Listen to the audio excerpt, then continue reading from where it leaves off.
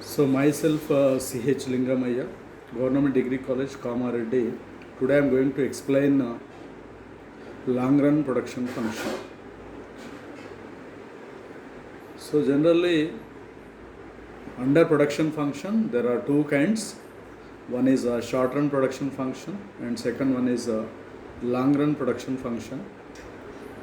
So short run production function is known as law of variable proportions theory, and long run production function is known as laws of returns to scale.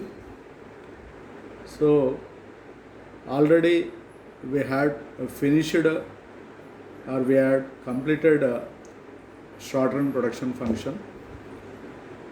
So generally we have to take short run period and long run period. So in the short run period there are two kinds of factors are existing. One is fixed factors and variable factors are existing. Whereas in the short run period we cannot change in the fixed factors. Only we have to change only variable factor, that is labor units. ముఖ్యంగా ఉత్పత్తి ఫలానికి సంబంధించి రెండు రకాలైనటువంటి అంశాలు మనం already ఇంతకుముందుకే మనం తెలుసుకున్నాం. ఉత్పత్తి ఫలం అంటే భౌతిక ఉత్పాదకాలకు మరియు భౌతిక ఉత్పత్తికి మధ్య గల సంబంధాన్ని ఉత్పత్తి ఫలం అంటాం. సో ఉత్పత్తి ఫలంలో రెండు రకాల ఉత్పత్తి ఫలాలు ఉంటాయి. ఒకటి స్వల్పకాలిక ఉత్పత్తి ఫలం, రెండు దీర్ఘకాలిక ఉత్పత్తి ఫలం. స్వల్పకాలిక ఉత్పత్తి ఫలంలో స్థిర కారకాలు, చరకారకాలు అని రెండు రకాల కారకాలు ఉంటాయి.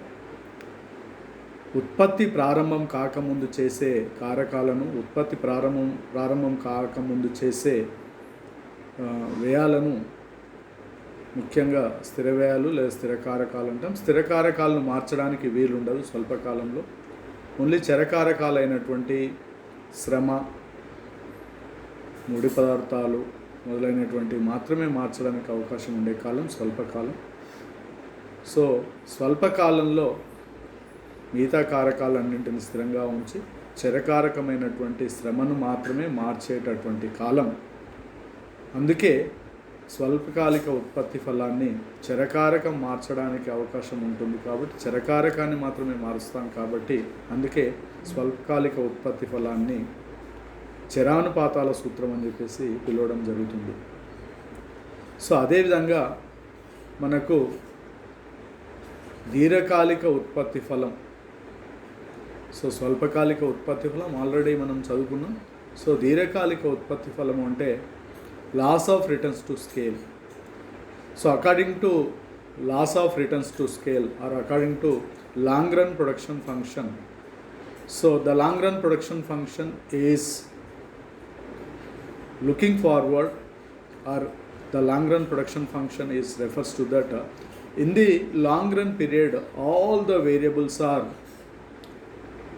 all the factors are variable factors.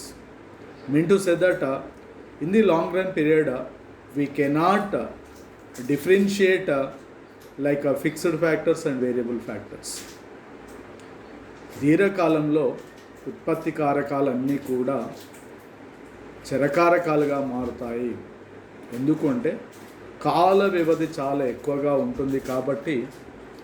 So కాల వ్యవధిని బట్టి ఉత్పత్తి కారకాలను మనం స్థిర కారకాలు, చరకారకాలు అంటాం. అందుకే మనం దీర్ఘకాలిక ఉత్పత్తి ఫలం లేదా తరహాను అనుసరించి ప్రతిఫలాల సూత్రం అని అంటే ముఖ్యంగా దీర్ఘకాలంలో భూమి, యంత్రాలు, భవనాలు మొదలైనటువంటివన్నింటినీ కూడా స్వల్పకాలంలో మార్చడానికి అవకాశం లేదు. కానీ దీర్ఘకాలంలో అవసరమైన మేరకు, సో మోర్ దాన్ 10 years కాలాన్ని మనం దీర్ఘకాలం అంటాం కాబట్టి మోర్ దాన్ 10 yearsలో we can change everything. Like we can expand the land, or we can expand the machinery, or we can expand technology. So we can change or we can expansion all those things. So దీర్ఘకాలిక ఉత్పత్తి ఫలాన్ని తరహాను అనుసరించి ప్రతిఫలం అని ఎందుకంటామంటే దీర్ఘకాలంలో ముఖ్యంగా స్థిరకారకాలంటూ చరకారకాలంటూ వర్గీకరణ చేయడానికి వీల్లేదు. అందుకే దీర్ఘకాలిక ఉత్పత్తి ఫలం అనగా దీర్ఘకాలంలో కారకాలన్నీ కూడా చరకారకాలుగా మారుతాయి, చరకారకాలే ఉంటాయి. కాబట్టి అందుకే దీర్ఘకాలిక ఉత్పత్తి ఫలాన్ని మనం తరహాను అనుసరించి ప్రతిఫలాల సూత్రము అని చెప్పేసి పిలుస్తాం. సో తరహాను అనుసరించి ప్రతిఫలాల సూత్రం అనగా the laws of returns to scale explain the behaviour of output in response to a proportional and simultaneous change in inputs. Increasing inputs proportionately and simultaneously is in fact an expansion of the scale of production. ఇప్పుడే ఇంతకుముందు మనం మాట్లాడుకున్నట్లు తరహాను అనుసరించి ప్రతిఫలాల సూత్రం అనగా తరహా అనగా కాలాన్ని బట్టి ఉత్పత్తి విధానాన్ని మార్చడాన్ని మనం తరహా అంటాము. తరహాను అనుసరించి ప్రతిఫలాలు అనగా కాల వ్యవధి ఎక్కువగా ఉన్నప్పుడు, ముఖ్యంగా దీర్ఘకాలంలో మనం చేస్తున్నటువంటి ఉత్పత్తి విధానానికి మరి కారకాలకు మధ్య సంబంధాన్ని మనం తరహాను అనుసరించి ప్రతిఫలాలు అంటాం. సో ముఖ్యంగా ఉత్పత్తి తరహాను విస్తరించడానికి ఉత్పాదకాలను వాడతాం. ఇక్కడ చర ఉత్పాదకాలను మనం ఉపయోగించి ఉత్పాదకాల యొక్క అనుపాతానికి ఉత్పత్తికి మధ్య గల సంబంధాన్ని తెలియజేసే సూత్రం దీర్ఘకాలిక ఉత్పత్తి ఫలం లేదా తరహాను అనుసరించి ప్రతిఫలాల సూత్రము అంటాం. అంటే ఉత్పాదకాల యొక్క అనుపాతానికి ఉత్పత్తి యొక్క అనుపాతానికి మధ్య గల సంబంధాన్ని తెలియజేసేటటువంటి సూత్రమే తరహాను అనుసరించి ప్రతిఫలాల సూత్రం. ఎందుకు అంటే దీర్ఘకాలంలో ఏ కారకాలను ఏ అనుపాతంలో మార్చితే ఎంత ఉత్పత్తి వస్తుంది, కారకాల యొక్క అనుపాతానికి కారకాల ద్వారా జరిగిన ఉత్పత్తి యొక్క అనుపాతానికి ఎట్లాంటి సంబంధం ఉంటుందనేది ఈ సూత్రం స్పష్టంగా తెలియచేస్తుంది. సో అందుకే the laws of returns to scale is going to explain the proportionate change in inputs as well as proportionate change in output. So ఆ రెండింటికి మధ్య గల సంబంధాన్ని తెలియచేస్తుంది. సో ఇక్కడ మీరు ఈ స్లైడ్ను చూసినట్లయితే when a firm increases both the in proportionately there are 3 possibilities. So ఒక సంస్థ ముఖ్యంగా ఉత్పాదకాలను మరియు ఉత్పత్తిని పెంచడానికి ఎట్లాంటి పాసిబిలిటీస్ ఉంటాయి? Yes, there are 3 possibilities are existing according to both inputs or output has to be increased. There are 3 possibilities. One is total output may increase more than proportionately. Yes, total output may increase more than proportionately. Total output may be increased proportionately. Total output may increase less than proportionately. So ఈ 3 అంశాలను మీరు ఒకసారి గమనించినట్లయితే చాలా క్లియర్గా అర్థమవుతుంది. ఎందుకు అంటే ఉత్పాదకాలను పెంచిన అనుపాతం కంటే ఉత్పత్తి పెరుగుతుందా, ఎక్కువగా ఉందా, ఉత్పత్తి సమానంగా ఉందా, ఉత్పత్తి తక్కువగా ఉందా అనేదాన్ని ఈ 3 పాసిబిలిటీస్ దీంట్లో మనం తెలుసుకుంటాం. So first aspect is more than proportionately గురించి మనం మాట్లాడితే, so when we are increasing the inputs, so the output may increase more than inputs or more than proportionately is known as increasing returns. So ఉత్పాదకాలను పెంచిన అనుపాతం కంటే ఉత్పత్తి ఎక్కువగా సంభవిస్తే దానిని పెరుగుతున్న ప్రతిఫలాలు లేదా వృద్ధి ప్రతిఫలాలు అని చెప్పేసి మనం పిలుస్తాము. సో అది మొదటి possibility. So when we are increasing the output, when we are increasing the inputs, so the output may increase more than proportionately is known as increasing returns. So దాన్ని మనం వృద్ధి ప్రతిఫలాలు లేదా పెరుగుతున్న ప్రతిఫలాలు అంటాం. The total output may increase proportionately. So according to this possibility, so when we are increasing the inputs, the output will increase same proportionately, or the output may increase proportionately. So ఉత్పాదకాలను పెంచిన అనుపాతంతో ఉత్పత్తి సమానంగా సంభవిస్తే దానిని మనం స్థిర ప్రతిఫలాలు అంటాం. సో మొదటిదేమో పెరుగుతున్న ప్రతిఫలాలు అంటాం, రెండవది స్థిర ప్రతిఫలాలు అంటాం. సో ఉత్పాదకాలను ఉత్పత్తితో అనుపాతాన్ని పరిశీలించినప్పుడు ఏ మేరకు ఉత్పాదకాలను పెంచితే ఆ మేరకే ఉత్పత్తి సంభవిస్తే దానిని మనం స్థిర ప్రతిఫలాలు అంటాం. దాన్నే we are taking as constant returns అంటాం. ఎస్. మూడవది, the total output may increase less than proportionately. The total output may increase less than proportionately. So ఉత్పాదకాలను పెంచిన అనుపాతం కంటే ఉత్పత్తి తక్కువగా వస్తే దాన్ని లెస్ దాన్ ప్రపోర్షనేట్లీ అంటాం. So when we are increasing the inputs we may get less than proportionately the output is known as decreasing returns. So దీన్ని మనం ఉత్పాదకాలను పెంచిన అనుపాతం కంటే ఉత్పత్తి తక్కువగా సంభవిస్తే దానిని క్షీణ ప్రతిఫలాలు అని చెప్పేసి మనం పిలుస్తాం. సో ఇక్కడ ఈ స్లైడ్లో మనకు ఇప్పటిదాకా ఇంతకుముందు మనం మాట్లాడుకున్నట్లే accordingly there are 3 kinds of returns to scale. So తరహాను అనుసరించి ప్రతిఫలాలు 3 రకాలుగా ఉంటాయి.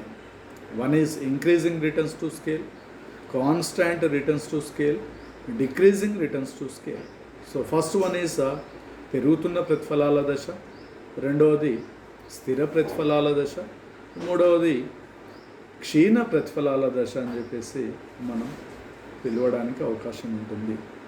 So increasing returns to scale పెరుగుతున్న ప్రతిఫలాల దశ, రెండవది స్థిర ప్రతిఫలాల దశ, మూడవది క్షీణ ప్రతిఫలాల దశ. Yes, just now we were discussed about increasing returns to scale, తరహాను అనుసరించి పెరుగుతున్న ప్రతిఫలాల దశ అనగా ఉత్పాదకాలను పెంచిన అనుపాతం కంటే ఉత్పత్తి ఎక్కువగా వస్తే దాన్ని పెరుగుతున్న ప్రతిఫలాల దశ అంటారు. కాన్స్టాంట్ రిటర్న్స్ టు స్కేల్ అంటే స్థిర ప్రతిఫలాల దశ. ఉత్పాదకాలను పెంచిన అనుపాతం కంటే ఉత్పాదకాలను పెంచిన అనుపాతంతో సమానంగా ఉత్పత్తి సమానంగా వస్తే దానిని మనం స్థిర ప్రతిఫలాల దశ అంటాం. ఉత్పాదకాలను పెంచిన అనుపాతం కంటే ఉత్పత్తి సమానంగా వస్తే దానిని స్థిర ప్రతిఫలాల దశ అంటాం. డిక్రీజింగ్ రిటర్న్స్ టు స్కేల్ ఉత్పాదకాలను పెంచిన అనుపాతం కంటే ఉత్పత్తి తక్కువగా సంభవిస్తే దాన్ని డిక్రీజింగ్ రిటర్న్స్ టు స్కేల్ లేదా క్షీణ ప్రతిఫలాల దశ అని చెప్పేసి పిలుస్తాం. సో ఇక్కడ the causes of increasing returns to scale. Yes, so increasing returns to scale అంటే పెరుగుతున్న ప్రతిఫలాల దశ లేదా వృద్ధి ప్రతిఫలాల దశ. పెరుగుతున్న ప్రతిఫలాలు రావడానికి there are 3 kinds of attributes or 3 kinds of possibilities or 3 kinds of important things will be increasing returns to scale or the causes of increasing returns to scale. So ప్రతిఫలాలు పెరుగుతున్న ప్రతిఫలాలు రావడానికి గల కారణాలు. First aspect technical and managerial indivisibilities. Technical అంటే సాంకేతిక పరిజ్ఞానం మరియు యాజమాన్య నిర్వహణ పరమైనటువంటి విభజన. ఎస్, సో ఏదైనా ఒక సంస్థ కానీ లేదా పరిశ్రమ కానీ ముఖ్యంగా ప్రతిఫలాలు పెరగడానికి సాంకేతిక పరిజ్ఞానాన్ని సమర్థవంతంగా వినియోగించడంతో పాటు ఆ సంస్థ యాజమాన్యపరమైనటువంటి నిర్వహణపరమైనటువంటి విభజన సక్రమంగా కొనసాగించడం. Every firm and every industry must be used technical aspects as well as managerial aspects. So the management should be uh, conducting or should be organizing in an effective way. With the help of technical aspects, the firm will be going to get managerial skills. So automatically the firm will be going to get or the industry will be going to get more returns or increasing returns. So ఒక సంస్థ కానీ పరిశ్రమ కానీ సాంకేతికపరమైనటువంటి లేదా యాజమాన్య నిర్వహణపరమైనటువంటి వాటిని సమర్థవంతంగా వినియోగించినప్పుడు తప్పనిసరిగా ఆ సంస్థకు పెరుగుతున్న ప్రతిఫలాలు రావడానికి అవకాశం ఉంటుంది. రెండవ రీజన్ ఏంటి అంటే high degree of specialisation. So మనం ఇంతకుముందుకి మాట్లాడుకున్నాం హై డిగ్రీ ఆఫ్ స్పెషలైజేషన్. ప్రత్యేకీకరణను చాలా ఎఫెక్టివ్గా ఉపయోగించడం. సో ఒక సంస్థ కానీ పరిశ్రమ కానీ వస్తువులను ఉత్పత్తి చేసేటప్పుడు ముఖ్యంగా శ్రామికులను విభజన కావచ్చు, మిషనరీ డివిజన్ ఆఫ్ లేబర్ కావచ్చు, డివిజన్ ఆఫ్ మిషనరీ కావచ్చు. సో ఉత్పత్తి ప్రారంభం నుండి ఉత్పత్తిని ముగింపు వరకు high degree of specialisation one of the most important component, one of the most important reason. So specialisation is leads to get more output. So ప్రత్యేకీకరణ అనేది మనం వస్తువులను ఉత్పత్తి చేయడానికి లేదా నాణ్యమైనటువంటి వస్తువులను ఉత్పత్తి చేయడానికి, ప్రతిఫలాలు పెరగడానికి, పెరుగుతున్న ప్రతిఫలాలు రావడానికి స్పెషలైజేషన్ చాలా ప్రముఖమైనటువంటి పాత్ర పోషిస్తుందని చెప్పవచ్చు. ఎందుకంటే ఒక సంస్థ పరిశ్రమ ఆ పరిశ్రమ లేదా సంస్థకు సంబంధించినటువంటి ప్రతిఫలాలు పెరగడానికి ప్రత్యేకీకరణ ఒక ముఖ్యమైనటువంటి కారణం. For example, in education department there are much specialisation is existing. For example, I'm a lecturer in economics. So I have been teaching since 20 years only for economics. I'm not teaching in another subject like political science, whereas public administration, Telugu and English. So my specialization is economics. I have completed my post graduation like MA Economics. So my post graduation is economics. So that is why I have to teach only economics. So in that economics I have to teach my specialization is microeconomics and as well as macroeconomics, international economics. There are certain parts of economics. So I am specialized in microeconomics.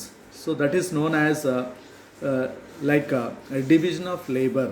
So everybody is going to teach economics, but in that economics there are certain parts are existing. There are certain parts are there. So in that parts we can take or I can explain the microeconomics. So that so microeconomics is like a division of labor, that is known as specialization. Specialization mean to say that ప్రత్యేకీకరణ. So ఈ రకంగా ఎవరు ఏ సబ్జెక్ట్ను బోధిస్తారు, ఎవరు ఏ సబ్జెక్ట్లో నిపుణ అంటే skill ఉంది, నైపుణ్యం ఉంది, లేదా మంచి ఆ సబ్జెక్ట్ పైన అవగాహన ఉంది అనే దాన్ని బట్టి వాళ్ళు ఆ సబ్జెక్ట్ని బోధించడం ద్వారా నాణ్యమైనటువంటి విద్య అందడానికి అవకాశం ఉంటుంది. ఈ రకంగా ఎడ్యుకేషన్ డిపార్ట్మెంట్లో హై డిగ్రీ ఆఫ్ స్పెషలైజేషన్ అనేది చాలా ముఖ్యమైనటువంటిది. Not only education department, you can take every where or you can take any firm and you can take any industry, they must be used higher degree of specialization. So specialization is one of the important reason to get more increasing returns. So సమస్త పరిశ్రమ ప్రత్యేకీకరణ ద్వారా ఎక్కువ మొత్తంలో ప్రతిఫలాలు పెరగడానికి అవకాశం ఉంటుంది. మూడవది dimensional relations. So it should be dimensional relations are refers to get dimensional mean to say that every firm and industry make use of dimensional relations. So multiple dimensional relations are existing. So with help of multiple dimensional relations, so automatically they will be going to get much returns.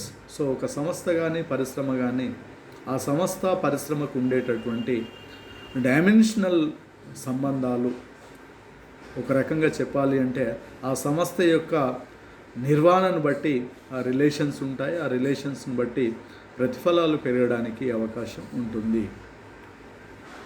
So ఇక్కడ మనం ఇంతకుముందుకు మాట్లాడుకున్నట్టు పెరుగుతున్న ప్రతిఫలాలు, స్థిర ప్రతిఫలాలు, క్షీణ ప్రతిఫలాల గురించి మనం మాట్లాడితే, so increasing returns to scale అనే అంశాన్ని అంటే మనం ఇంతకుముందుకే మనం దాని యొక్క డెఫినేషన్ చూసాం.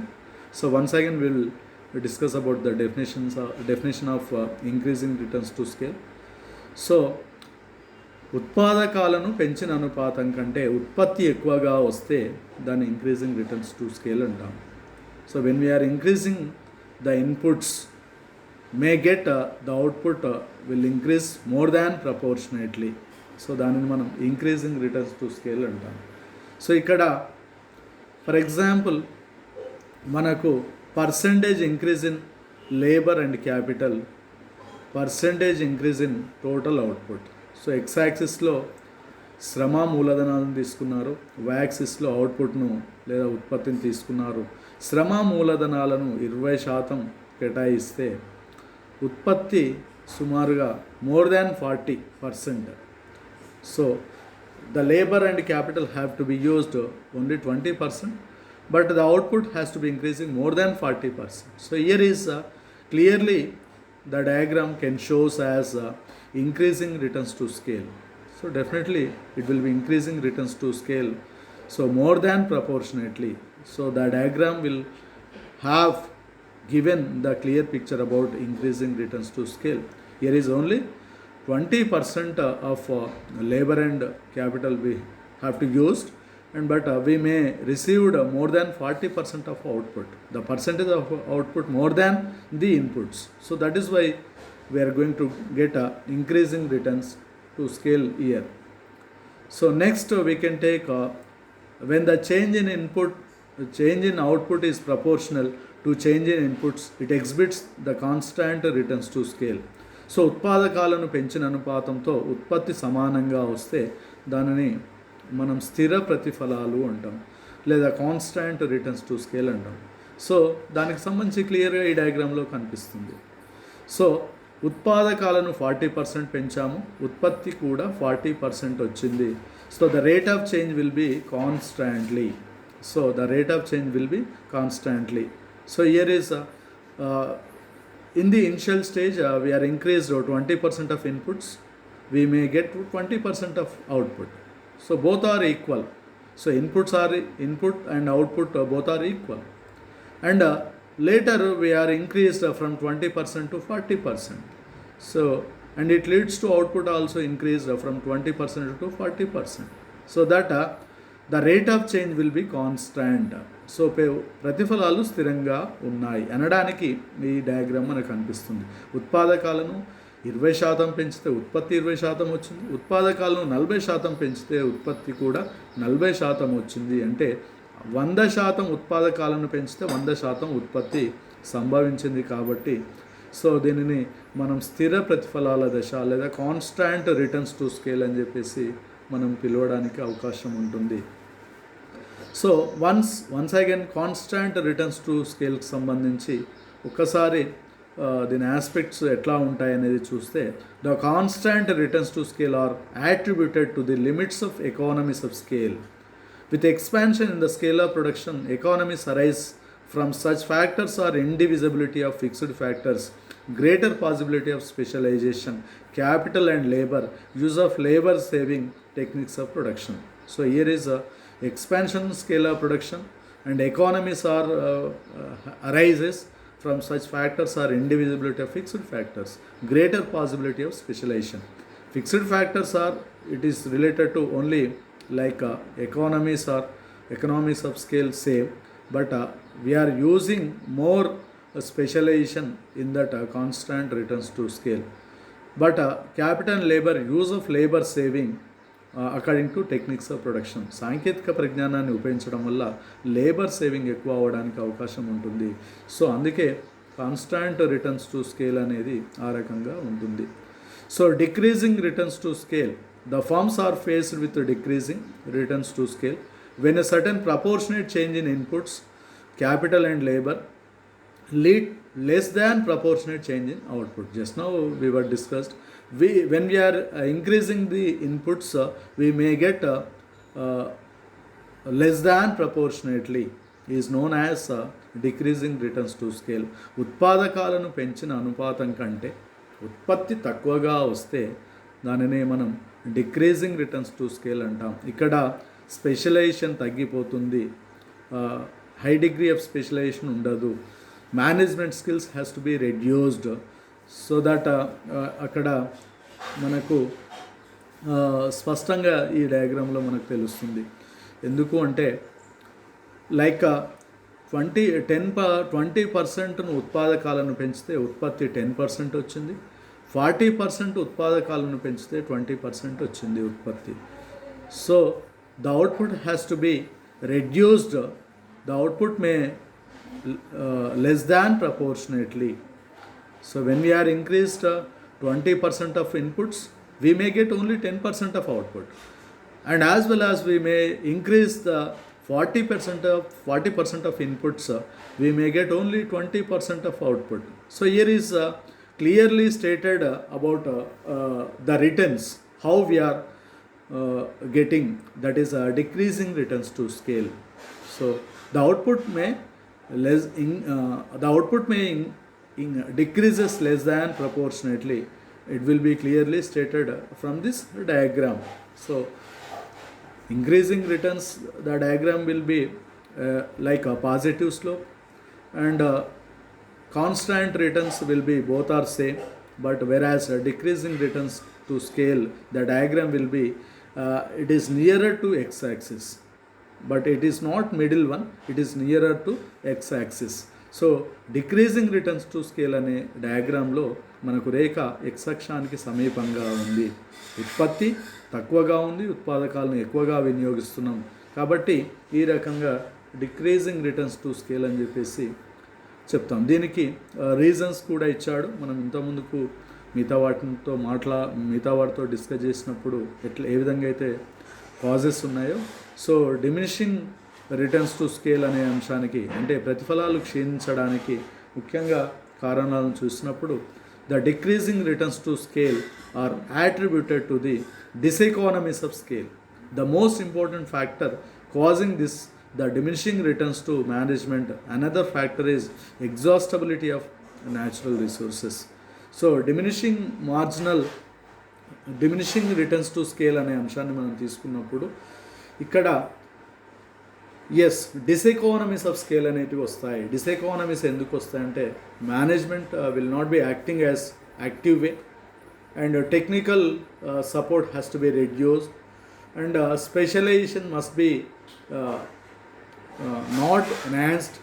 సో ప్రత్యేకీకరణ పెరగకపోవడం, తర్వాత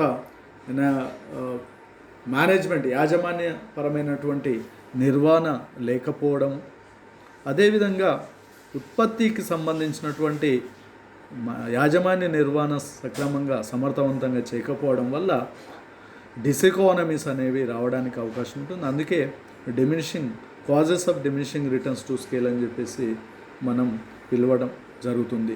సో ముఖ్యంగా మీరు ఈ causes of diminishing returns to స్కేల్కి సంబంధించి తీసుకున్నప్పుడు ముఖ్యంగా దీర్ఘకాలంలో పెరుగుతున్న ప్రతిఫలాలు ఏ విధంగా అయితే వస్తాయో, స్థిర ప్రతిఫలాలు ఏ విధంగా అయితే వస్తాయో, క్షీణ ప్రతిఫలాలు కూడా. సో 3 రకాలైనటువంటి ప్రతిఫలాలు మనం చూస్తాం.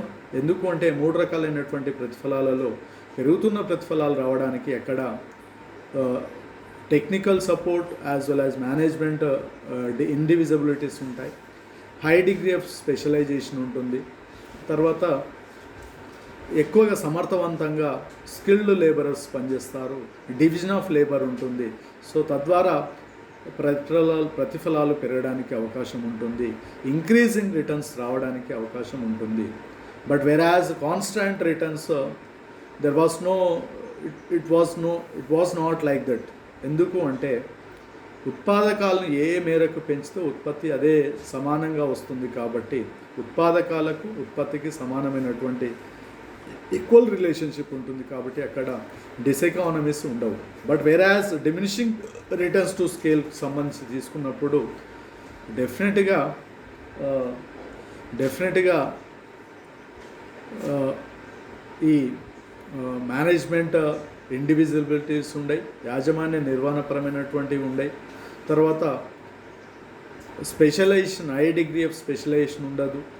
Technically they are not using but that much technical skills. They are not using division of labor, like a division of labor has to be reduced, and the firm and industries are not going to use that much output.